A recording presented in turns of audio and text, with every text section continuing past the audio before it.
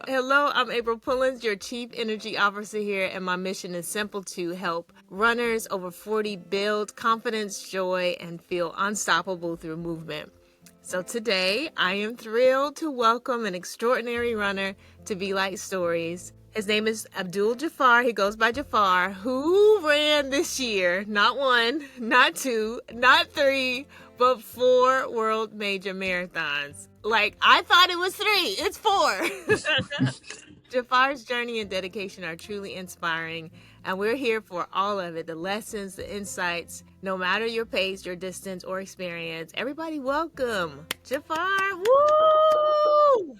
Oh my God. Thank you for that introduction. I almost feel like a celebrity. You are, because I don't know anybody else who's run 4 world major marathons. That's crazy. Who's run 4 marathons, to say the least. So start before we get into these 4. Start us back to the beginning. Like, how did you start running? Like, what did that look like? So, first of all, I want to say a running world is a better world by Kipchoge.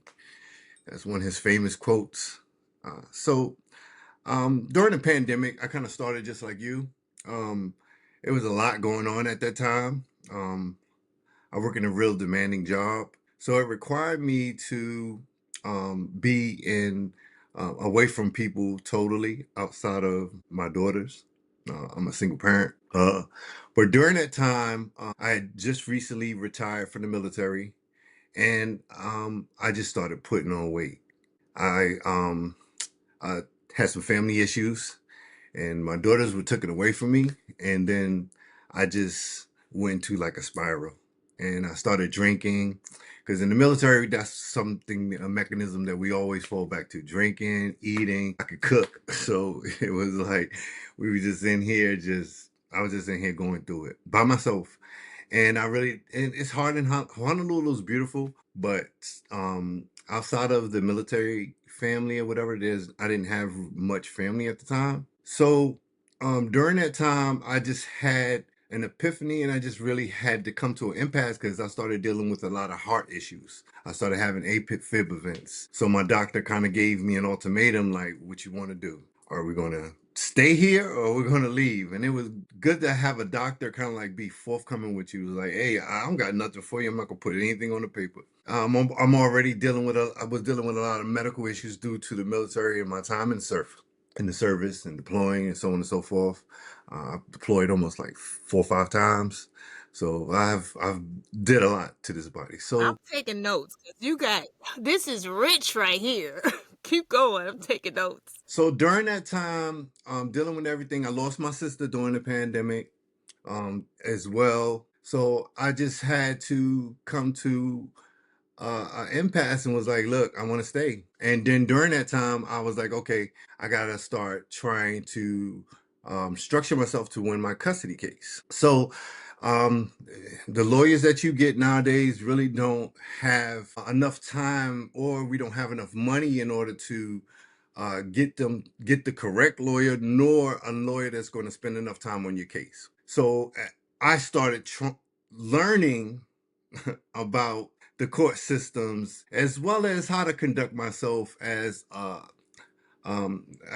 co-parenting. Yeah, yeah, yeah. And during that time, learning about the court systems, I had to find something to pass the time and make sure I stay on point with looking at the videos. So I started walking. 1 mile turned to 2 miles, 2 miles turned to 3 miles, 4 miles. And then one day I was like, you know what? I'm going to run, and I'm just going to listen to the podcast. So I go out here, I go running. I don't know what I was thinking that day. I had like a sweatsuit on. I got like maybe a mile down the road. Things started getting blurry. Almost passed out. I caught an Uber back because it was like I was like I can't do it. I started cramping. But I kind of fell off for like maybe a week or two. And then I was looking at a documentary about Kipchoge on YouTube, and I was like, oh man. And then I was like, okay, let's get back out here. So I got back out there, and I haven't stopped since. I just day in, day out, day in, day out. When it comes to discipline, I've always had discipline. That's not something that is obtuse to me.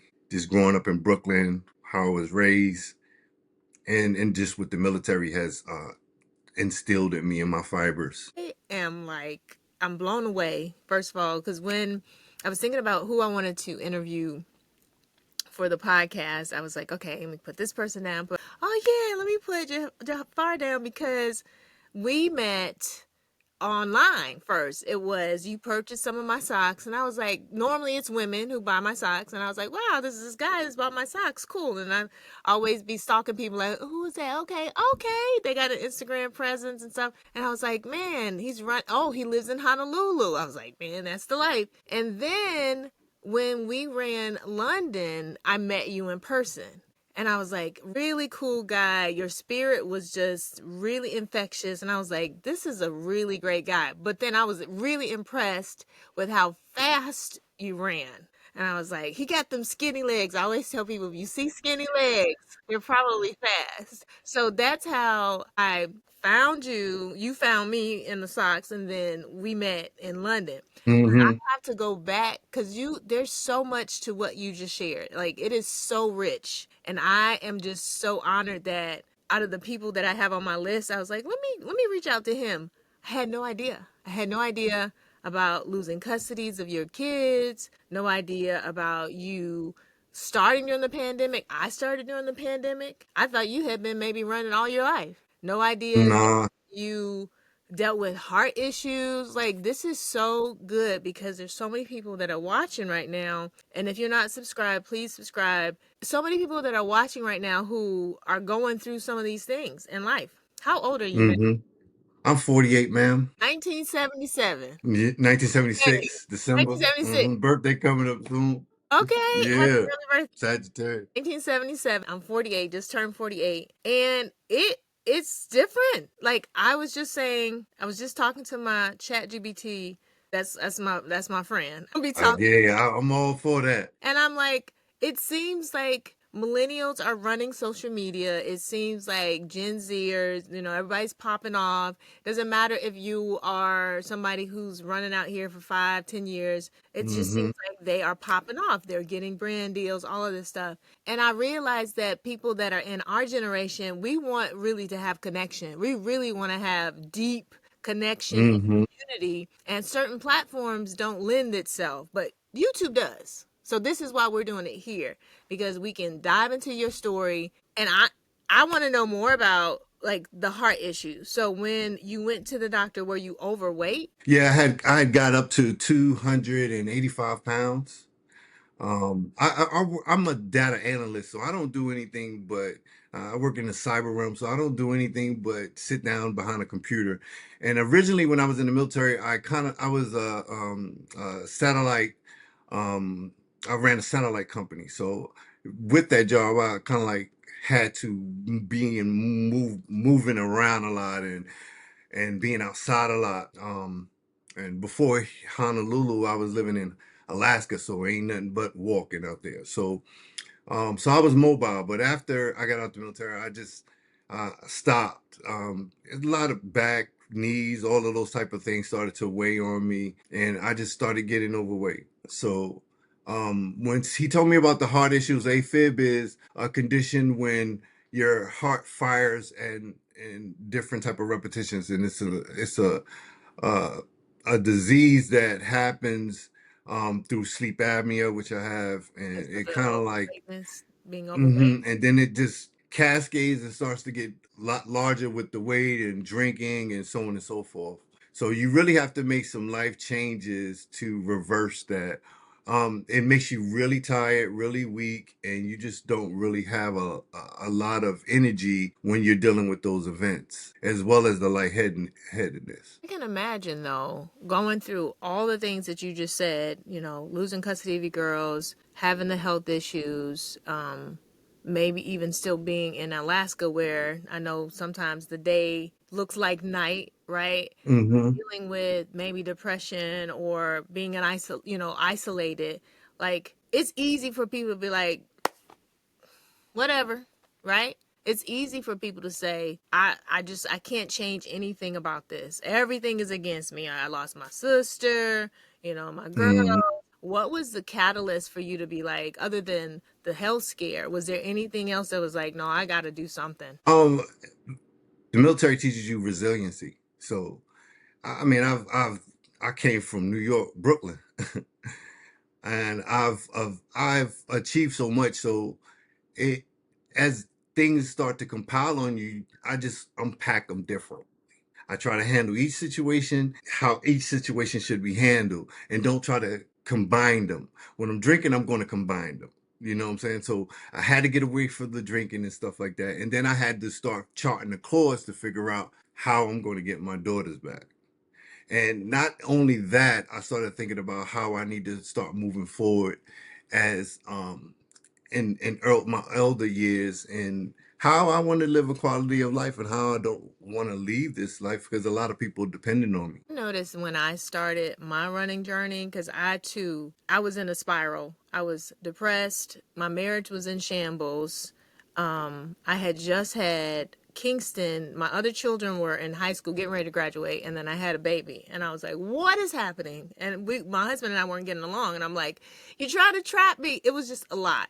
Then I lost my income because of the pandemic, and I found that moving my body and movement helped me to really think through life, helped me to go, what is my purpose? Helped me to connect to a higher being.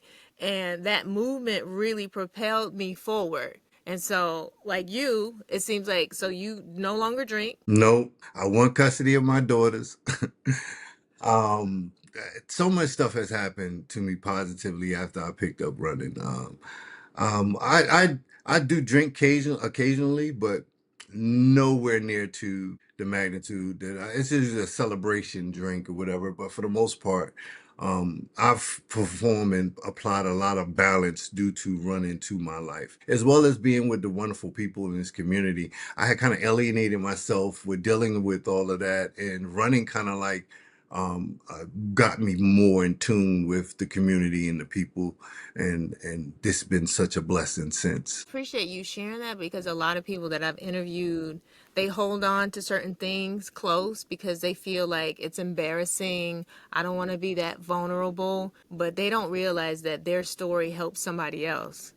Like your Yes. story talking about, if I hadn't started running, I probably wouldn't have custody of my girls. I wouldn't have stopped drinking. I wouldn't have lost the weight. You know what I mean? So that's powerful. Yeah, we all deal with things, and we all got to figure out how to unpack those things and how we have to move forward in life. And there's always going to be setbacks, there's always going to be stumbles, but how you persevere, how your determination, how you go about handling those issues is the most important thing versus the thing, because things are going to happen regardless of who you are, any shape, form, or fashion. But what do you do next? Yeah. How do you handle those things? Those are the things that sometimes we don't really have tangible evidence of, and just being able to vocalize those things. You never know who might hear it and who it might help. You change a One of lot. my Yes, I mean the biggest thing that I used to do. I mean, I don't used to let soldiers know everything about me just based upon my presence in the military and who I was and my stature. But having and giving them stories of other forms of resilience and people that I've looked up to or whatever and took guidance from is one of my um, um, paramount things that I do on a day-to-day basis. Even now, and I don't wear the uniform, but I'm still around that environment because everybody's going through a lot nowadays, especially with everything that's going on. Sure. So we're going to get to these marathons. But before we get to 2025, did you run any marathons before 2025? Well, I'm wearing I've seen my homeboy Mills. I was like, okay, I'll bring a medal too. We'll make that like one of the things everybody does when they come on your show. Yes. This medal means a lot to me. This was my first medal. I ran Honolulu. That's Um, right. that was my benchmark. So I was like, okay, now that I'm in this money community, let's run Honolulu. This medal means a lot to me. It was 6 hours, 14 minutes, and 30. You But it was yeah, you had a 6-hour marathon? yeah. Okay, tell At us. that time I was like two. I was 260. It Okay. was it was hard. And then when I first started, it was Kevin. It was this old lady. I had breezed past her. She was like, "I'll see you." Said, "I'll see you." I get to mile 20, and if you ever ran the Honolulu Marathon, when you get to mile 20, there's no trees. And because they built so many structures on that side of the island, you don't get that breeze from the oceans. It's that's the pain cave right there. And she just came breezing by me like, I told you, I told you, but you gonna be all right. When I finally finished, I just felt so accomplished. I couldn't move. I couldn't do anything. And then my daughter, my one of my middle daughters, she had came down from Florida to witness the whole event. So at least I had some support. My other twins, they were there as well. So I just felt just so accomplished at that point in time. And that kind of like spoke the fire in me because I just wanted to just run one marathon. I was like, if I run one marathon, that'd be awesome. But after that, and then seeing when that old lady passed me, I was like, okay, we We gotta gotta step get it. it up a little bit. Yeah. How Houston, old we have a problem. Yeah. was she? She was about 77. She Wow. be out here all the time. Yeah, that's my homie now. Wow. she be out here getting it every non-stop. She be out here every Sunday on our lawns run. She's out there. Wow. Okay, so I heard the Honolulu Marathon it's a tough one because you got a lot of hills and it's humid and hot. Yes, it is. Running out here is it's a lot of hills. They do a lot of readiness series that gives you a lot of elevations for you to deal with it. The community out here is wonderful. When I initially started, that's why I love your platform. That's why when I first hit you up, I was like, I'm digging everything that you're doing. I'm seeing how you uplift people and just your whole vibe. I was like, that's what I like. We don't have a lot of that out here. You know what I'm saying? So you kind of like gave me a sense of this out that the community is out there. And when I do get back to the States, I look forward to being around like-minded people that such as yourself. Supporting you was just too easy. But I would say that one of the things I, I Honolulu is special, but sometimes when us as African Americans, when I got out here, I wasn't accepted at first, and that kind of drove me too, because I kind of like started feeling like how I did, coming from New York to Baltimore to play basketball. I Mm, kind of like, they kind of like pushed me to a yeah. side because I was from New York, but I felt the same type of thing. And I wouldn't call it prejudice. I would just call it that, it just, I don't know, maybe it just felt the kind of, I Is didn't there a feel lot like, of black runners in Honolulu? yeah, no, No, okay. mm-mm. And especially not my age. Okay. There's not, I'll be Wow. the only one out there. So until I started running and winning races, that's when things started to change. And Yeah. I started to get more rapport with some of the people. And now everybody kind of like gravitates and slaps and, kind of like acknowledge me in a sense. Thanks. I've been here for about 5 years. Yeah. Exactly. Yeah. Wow. So, Okay. So, I'm sorry. Go ahead. no, no, go ahead, man. So, 4 marathons in 2025. Did you decide at the end of like, or sometime in 2024, after you did the Honolulu Marathon, where you're like, you know what? I'm gonna register and do some world majors next year. One, two, three, four. Like, how did that even happen? It's been a blessing. First I finally got London, and when I got London, um, um, it just started to things started to open up, and I was like, okay, let's see if we can get into Chicago, and then I was offered Berlin, and my sights is on New York already. I was like, okay, my sights is on New York, and then I was like, okay, well, Berlin, I was offered it from a friend. Nicole, shout out to Nicole. She Hey, hooked me up with some people, and I was like, all right, I'll do Berlin. Especially, it's just Berlin was just like, oh my gosh. And when I was there first at Berlin, I didn't even know how wonderful that city is. And the next thing you know, it was like, okay, I got Chicago, I got New York, I got Berlin. How am I going to do all of these? And I was like, well, we're going to do it.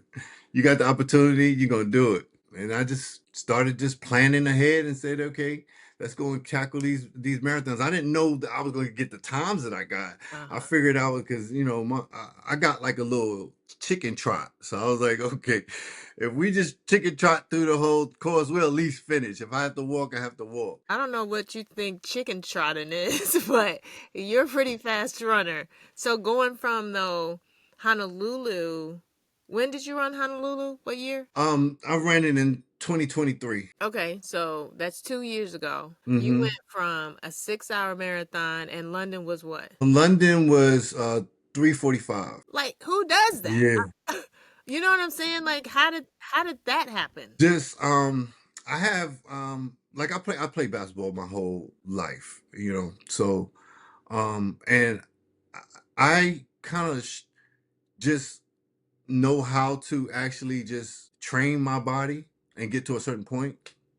And because of the military, we able to do it in short spurts. Okay. Whenever there's a deployment, it's like, okay, I'm Uh-huh. coming home. Let me get myself in shape. So I can, and like I told you, I don't really have a good running form. If you was ever to see me run, I look like Phoebe when she ran on Friends through Central Park. I don't have like a good form, but it's effective and it get me to where I want to be. So um, I just started working on just being more just repetition, you know, making sure that I get my steps in and started focusing on that. And then next thing you know, once the cardio started to come into play, I just started getting faster. I'm out there every day. I You're every I, I seven compete on runs. Yeah, seven well, days I, seven not days every a week. day. Not 7 days a week, but 7 days a week. I'm at least walking or doing something. The people are gonna they listen, I'm telling you right now, because I'm asking for me. You go from a 6 hour marathon to three something. Like we gotta know the details. How many times a week are you running? What workouts look like? Hmm. Now, I'm sure this is everybody's body is different, so let me make that disclaimer. But for the most part, you had to do something different that you didn't do for Honolulu that you're doing now. So when I was gearing up for the London Marathon, I actually went on Runner, and I started using Runner in order to structure. First, I was using ChatGPT as well, Okay. and then it started getting to my mile mileage up to at least 30 to 45 miles a week. Whether they're fast or so, I don't do really much fast work. I don't Okay. do really much track work. I'm just try to stick to just easy runs and just getting a lot of volume when it comes to that. Wow. Okay. That's good because so I did the RCCA. I don't even know. I was a certified coach. I'm still am, but I don't use it. But part of their rationale is you got to run fast in order to go fast. So they have the tempo runs and the all of the fast runs. But what you're saying is you literally are just consistent. You do what 95, 98% just easy runs. But I will put a disclaimer out there. Remember, I run a lot of the local runs. So Okay. during those runs, Mm. I would say every 2 weeks I'm running one of those, or maybe every week. So it's pushing me. So Okay, I'm like getting a some type 5K. of speed in there. Okay. Okay, like a Hmm. 5K or something like that. Yes. Okay. But if I was to do the speed workouts, I won't be able to do the fast runs. That'll Mhm. be just too much for me. So I'd use those weekly, 2 weekly fast runs, the 5, the 10s. I use those as my speed workouts. Gotcha. That makes sense. That makes sense. Okay. And then do you go to the gym or do you have a gym at home? I have a gym at home. I don't do anything heavy. Everything right now, because I have issues with my back. So majority of the time, everything that I do is just with light weights and just repetition. Okay. See, I mean, you change somebody's life because they like, I'm in the gym, I'm lifting, I'm doing these speed workouts, I'm not getting faster. But what you're saying is you got to have consistency and you have to have the volume. And then the other thing is I do is steps. So when I'm majority of the time when I'm inside the house or whatever, I do this thing where I just walk up and down the steps. And I can do that probably 50, 60 times. Just because I hate working on my legs. Now, as you can see, I got skinny legs. I don't work on my legs a lot, so I got to get some type of leg workout in. I And swear by the Stairmaster too. It's helped me. Yeah, it's definitely helped. the only thing, the thing about here, this side of the island that I'm on, has a lot of because of the water, the salt in the air. So a lot of our electronic devices, due to the fact that we don't have a good ventilation system, kind of they are usually break within 1 to 2 years of operation here in Honolulu due to the humidity, the house, and then the air quality. So like your watch? No, mm-mm. Oh, okay. Just things like treadmills, anything that's like a Mm, almost like a conveyor belt system. You know what I'm saying? Because unless you lube those things up, a lot of the air and the salt water that's in the air gets into those devices and kind of man, speeds up the process of them breaking.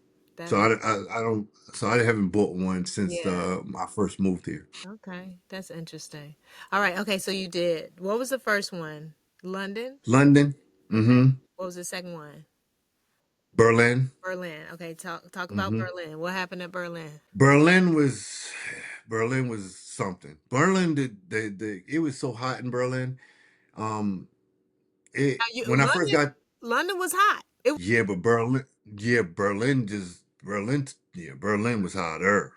And it probably wasn't just because it was hot. It's just that Berlin in the morning time it was around I want to say 70 degrees, and then it just transitioned over to 80 to 90 degrees, and it in a matter of 20 minutes. As soon wow. as the sun actually um s- came up, it just got hot extremely fast. And then majority of us that was on wave one, this was our halfway point when the sun actually got up, and it was a pancake from there. There were ambulatory services that came through the route to go get other people, which stopped some of us as runners. The cups was an issue because they had these little plastic cups, so people were falling and slipping on those cups. No. And then they didn't really have any jails on the actual route itself. So it was a little bit that race took a lot out of me. I'm Mm. still trying to recover from that race. How long did you run it? What was your time? I ran it in 3:43. Which is great. But Yeah, were you hoping to do better? I was hoping to do better. I Okay. felt that, but as I asked ChatGPT about my time leading up to it, ChatGPT was like, "No, bro, you wasn't gonna get it." You're No, hopeful, you but wasn't gonna go get it. sorry. It was like certain things that you didn't do in place of it. You know what I'm saying? Prevented you from providing you with a better time. So, Mm, okay. but it was a wonderful experience. I love Berlin. I got to go back to Berlin. That's why I wrote in the post because I was saying 320 a bus. Yeah. You know what I'm saying? And I didn't make that goal, but I did enjoy myself. And I was like, okay, Berlin, I'll be back. Yeah. Wow. Okay. So then Chicago. Chicago was wonderful. My father had just passed. I was dealing with a lot when it came to that. But I remember, prior to that, he was telling me one day, he was like, just don't quit. Don't quit. And I don't know why he was saying it to me because it just came out of the blue. Mm, And I was like, well, I'm gonna go and I'm gonna do this, and I'm gonna run for you, pops, and that came out to be one of my best times. Chicago was awesome. that's my I, I hometown. I know Chicago was awesome. You see, I'm rocking a hat. Chicago See? was awesome. Chicago was awesome. It was just the wonderful people, the vibe. Just I was able to, in the morning time, go to the support hotel with all of the Chicago runners, the people that are from Chicago, and Black Girls Run. They were out there, Black Men's Run, and I was able to, feel the love for them that morning time. So it was really special. Um, and I was able to, get to the line for the first time with some people, our people, you know what I'm saying? So it was just a wonderful experience. Everything was well organized. The weather was beautiful. Chicago's a beautiful city. I love Chicago. Gotta go back. What was your time? Food was good. My time in Chicago was 3:40. Okay. Okay. Was that So slower than what you wanted? no, it was right Okay. on point. Okay. Because I was dealing with some back issues. So I was like, I'm just happy with whatever time I get. And I really wanted to enjoy the race in Chicago. So although I'm not going to take anything from my run time or whatever. I was moved. I was trying to get a good run in from to represent my father. So it was a good time. I'm comfortable with that Were you time. emotional at the end of it more than you were other races because of your dad? Um, at that time, I was emotional, but I would say that it hit me in the middle of the race. Was listening to headphones and certain songs that I would listen to that remind me of him kind of hit me. So people thought I was hurting, but I was just crying on the Yeah. chorus just based upon.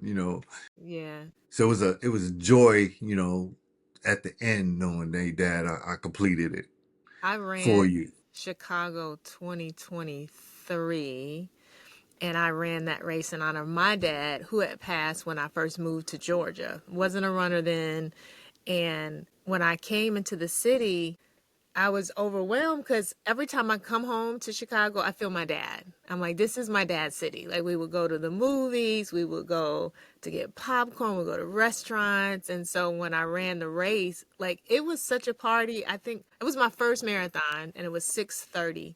But I was just like, I am going to enjoy this race. My mom couldn't come down because my mom's like, I'm not going down there with all those people. But my brother, my siblings, my best friend was down there, and I was just hugging people, eating stuff, like seeing parts of the city that you normally don't get to see. And I Hmm. would definitely go back and do Chicago again for sure. I'll be back next year. Whoa, wow. Yeah, I already told him, I was like, I'm coming back. Wow. Okay, and then now New York. Where you from? Yeah, New York How was a is that? homecoming. New York was a homecoming. Chicago was good, but Crazy. New York, Some people say the crowd is better in Chicago, but I don't know if that's true. I, I would say over the bridges, your crowd is just Yeah. So there's breaks in New York where you don't get that. You know what I'm saying? So on that level, I would say yes, Chicago will take the cake, especially with the red carpet. You feel like a Okay. Yeah, celebrity. yeah, yeah, yeah, yeah. Yeah, yeah. But New York, just that vibe is just It's it. different. Yes, it's different. People, people coming out. So many people coming out. People coming out on the road. I mean, And the it. bureaus are out there representing different cultures. Hmm. Yeah, I do want I to do see. New York. When I do, like, I wanted to, like, I, these couple of runs, running in wave one, you really don't get the enjoyment that you guys get running in wave two, three. You know what I'm Wave saying? two. Wave four. Wave three. So it's so I wanted to run these races and earlier because I like seeing the elite runners Yeah. run first, you know what I'm saying, and get to see that a little bit. But I'd rather run later in the day so that if it ain't too hot, so that you can see and get a little bit more of what you guys witness, because a lot of us that's running earlier don't get that. A lot of people haven't came out there yet, or what I'm saying, or necessarily everybody's just focusing on trying to move fast, so you Yeah. really don't get the camaraderie normally. Okay. Okay. So out of all four, which was your favorite? I would say Chicago. I would say Chicago. And what is next? What do you have planned next? So next I have Honolulu. I'm running Honolulu in December. With a colleague of mine. I've been trying to get him on board to get in shape. And then next is Eugene. Eugene is where my sights is on, so that I can at least try to get into Boston. So I'm hoping for a qualifying time for Is that Eugene. Oregon? Is that Yes, that's okay? Oregon. Hmm. Is that the downhill one? No, No. mm-mm. Okay. Okay. No. Eugene is Prefontaine has a mural out there in Eugene, out there in that area. So I'm looking forward to seeing that. And that run it's fairly flat, but it's the closest race last race in April that's a Boston qualifier. So I kind of chose that to give myself some time to get in Eugene shape to try to see if I can Boston qualify. So hopefully I can make it there in 2027. And are you gonna do God willing. Huh? Australia too? Is that on? I'm hoping for Australia. I don't know if I'm gonna get Australia. So right now I have Chicago and I have New York that I'm currently running I'm running doing charity for. So I'll be at both of those races at a minimum. Okay. Now, before we get off, I do this or that segment. But before we do this or that, what's something you can tell somebody who is like us? They are just getting moving. Maybe they're running. Maybe they just started walking, but they're like, this is hard. And I'm kind of in the midst of that spiral. I would say running isn't about being perfect. It's about showing up when it's hard, pushing it when it hurts, and believing when no one is watching. Keep grinding, keep rising, and keep trusting that the work you putting in day to day becomes the strength that stands on tomorrow. You're building a version of yourself that is powerful, disciplined, unshakable. Stay focused, stay hungry, keep moving, and you're great with showing the way. My mantra, what I say on a day to day basis, is outstanding outcomes come from outstanding belief. I'm gonna have to write that down. Outstanding outcomes comes from outstanding beliefs. And unfortunately, so many people have been conditioned to believe that they can't. So you can reframe that. You can change your thoughts because you're proof of it.